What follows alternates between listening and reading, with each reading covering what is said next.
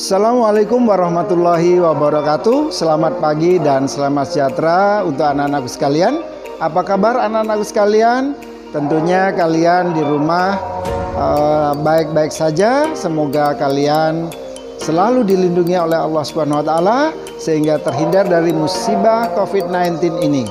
Anak-anakku sekalian yang sangat berbahagia, pada kesempatan ini Bapak akan membawakan atau akan menjelaskan tentang bagaimana penggunaan sebuah mikroskop, yang mana mikroskop itu sebagai sarana untuk kita belajar pada bagian-bagian benda atau makhluk yang tidak dapat dilihat dengan mata dengan jelas, tetapi perlu menggunakan alat bantu, yaitu yang bernama mikroskop. Adapun mikroskop yang ada di dunia pendidikan, khususnya yang ada di sekolah kalian, itu terdiri dari beberapa jenis mikroskop. Yang pertama adalah mikroskop basic dan mikroskop digital. Di mana mikroskop yang basic itu ada beberapa macam yang kita miliki. Yang pertama adalah mikroskop stereo, yaitu yang menggunakan dua lensa okuler yang langsung fungsinya sebagai melihat pembesaran benda yang ada di meja objek. Jadi ini sifatnya hanya sebagai pembesar, kaca pembesar. Jadi tidak beda dengan loupe. Tetapi yang untuk ukuran yang lebih kecil, yaitu jasad renik, misalnya amoeba atau ganggang dan sebagainya, maka kita memerlukan mikroskop basic atau mikroskop siswa yang sering dikenal dengan mikroskop cahaya. Ini bentuknya adalah seperti ini. Baiklah anak-anakku sekalian, bagian-bagian mikroskop yang perlu kalian kenal atau kalian ketahui bersama, sehingga pada saat kalian nanti menggunakan mikroskop ini di sekolah, pada saat kalian belajar di sekolah, kalian sudah memahami bagian-bagian daripada mikroskop yang ada di sekolah ini sebagai mikroskop basic atau mikroskop cahaya yang dimiliki oleh sekolah. Yaitu yang pertama adalah bagian yang utama adalah lensa okuler, ya. Lensa okuler ini adalah lensa yang perbesarannya adalah ada yang 5 kali, 10 kali, dan 15 kali.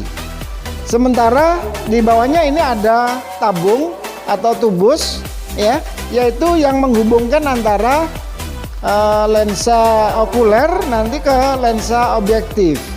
Ya, lensa objektif. Nah, setelah tubus ini ada makrometer, yaitu adalah alat untuk menaik turunkan tubus sehingga diperoleh pembesaran yang jelas apa yang telah dihasilkan oleh objektif dan dipantau oleh okuler ini. Jadi yang ini kasar, makrometer itu adalah pemutar yang kasar atau cepat.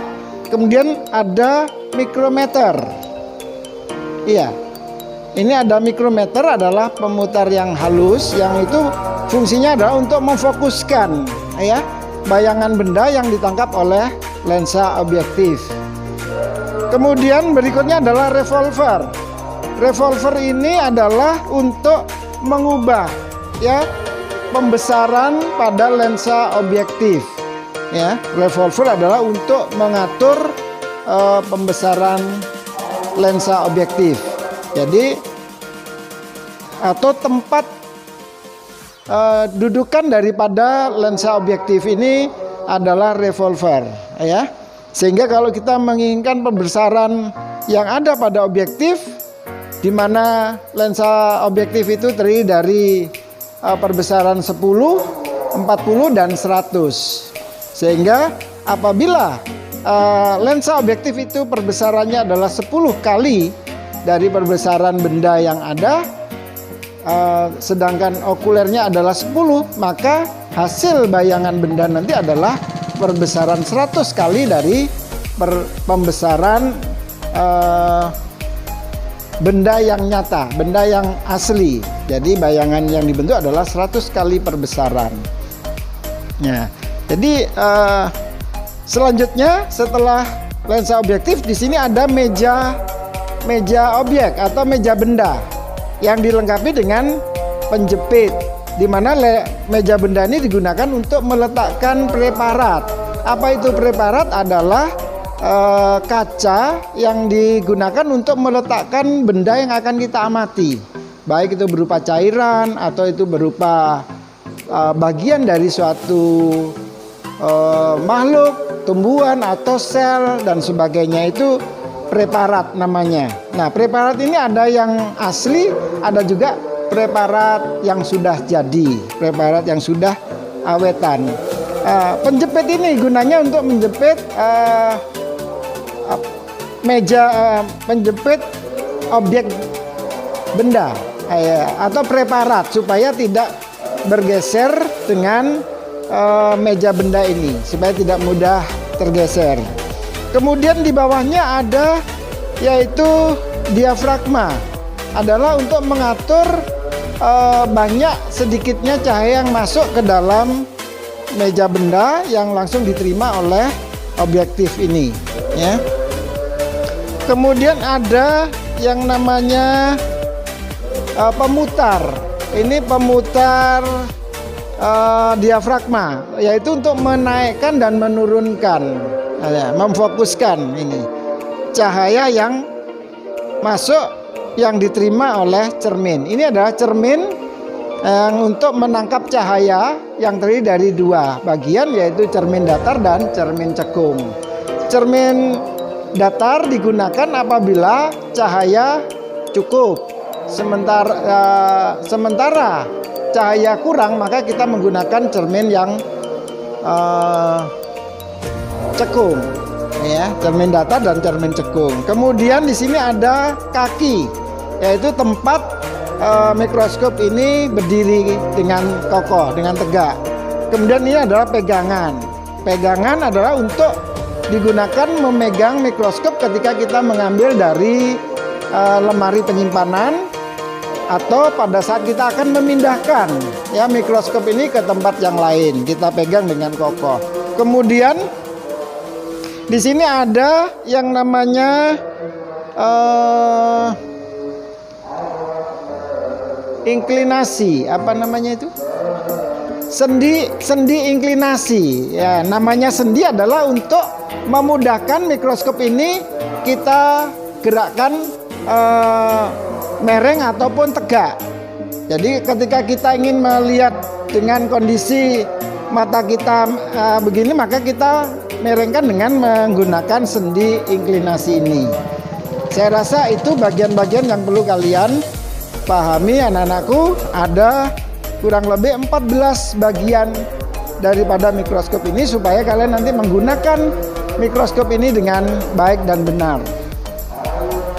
Nah, selanjutnya anak-anakku sekalian, kita akan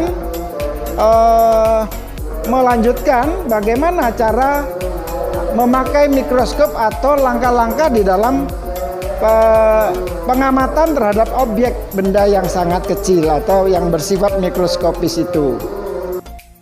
Baiklah anak-anakku sekalian, setelah kita belajar tentang bagian-bagian mikroskop, maka untuk langkah selanjutnya bagaimana cara kita menggunakan mikroskop itu dengan baik dan benar. Pertama-tama yang anak-anakku harus lakukan adalah pembuatan objek benda yang akan kita amati. Bisa membuat preparat sendiri, bisa juga menggunakan preparat yang telah jadi. Yang tujuannya adalah untuk melihat ya bagaimana kondisi nyata daripada bagian-bagian sel pada makhluk hidup maupun pada benda-benda yang akan kita amati lainnya. Untuk kali ini Bapak akan memilih dua preparat yang sudah jadi, yaitu pembuluh pengangkutan pada tumbuhan monokotil dan tumbuhan dikotil. Bagaimanakah bentuk perbedaan kedua tumbuhan itu bila diamati di bawah mikroskop? Oke anak-anakku sekalian yang berbahagia, pertama-tama preparat ini kita letakkan pada meja benda. Jadi kita letakkan pada meja benda, kemudian preparat ini atau objek gelas ini kita jepit dengan penjepit mikroskop. Nah, setelah tidak bergerak, maka akan kita lakukan proses selanjutnya. Pertama-tama kita atur kedudukan daripada lensa objektif ini dengan menggunakan makrometer, yaitu pengatur lensa yang besar untuk mendapatkan bayangan benda yang jelas.